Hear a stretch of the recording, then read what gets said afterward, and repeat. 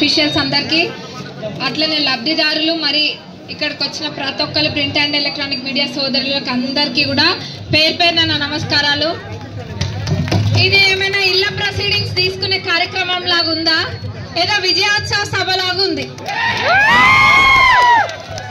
ఏమి అన్ని మండలాలను కలిపి పట్టుకొచ్చినట్టుంది. రాయపడితే ఒక్కటే, రాయపడితే అన్నిట్లో పర్ఫెక్టే. అది అట్లనే కంటిన్యూ చేయండి. పర్ఫెక్ట్ అన్నాం కదా అని దాన్ని మళ్ళీ పట్టుకోబోకండి.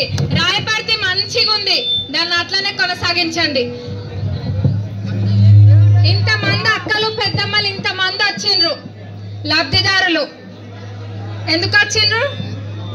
ఇళ్ళవి ఏం తీసుకొనికి వచ్చిండ్రు? ప్రొసీడింగ్స్ తీసుకొనికి వచ్చిండ్రు. ఎంత మంచి, మీ ఎన్నెన్నో ఏళ్ళ నుంచి కంటున్న కళ నెరవేరే సమయం. ప్రతి పేదవాళ్ళకు ఒక కళ ఉంటది, ఏంటి? సొంత ఇల్లు కట్టుకోవాలని.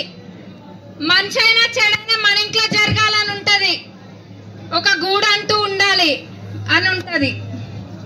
ఇంతకు ముందు ఏం అల్లుడొస్తే ఏడుంటాడు, గొర్రెస్తే ఏడగడతావు, ఇంకేందా అని చెప్పి గొర్రె లేదు, అల్లుడు లేదు, ఏం లేదు అని మూసుకొని పోతుంది.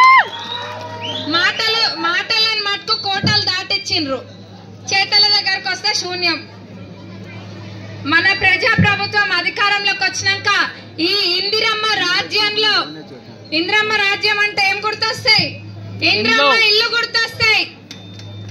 ఇందిరమ్మ ఇల్లు ఇప్పుడు కూడా అర్హులైన ప్రతి ఒక్కరికి, పేదలకి ఖచ్చితంగా వచ్చి తీరుతాయి. ఎందుకంటే ఇప్పుడు వచ్చింది 3500 ఇల్లు. ఇది ఇక్కడితో ఆగిపోదు, ఇదొక నిరంతర ప్రక్రియ. ఇంకా 7000 ఇల్లు వచ్చేది ఉంది. అన్ని కూడా వస్తాయి విడతల వారీగా. ఇప్పుడు కొంతమందికి వస్తుంది, మళ్ళా వేరే వాళ్ళకి వస్తుంది. అందరికి ఒక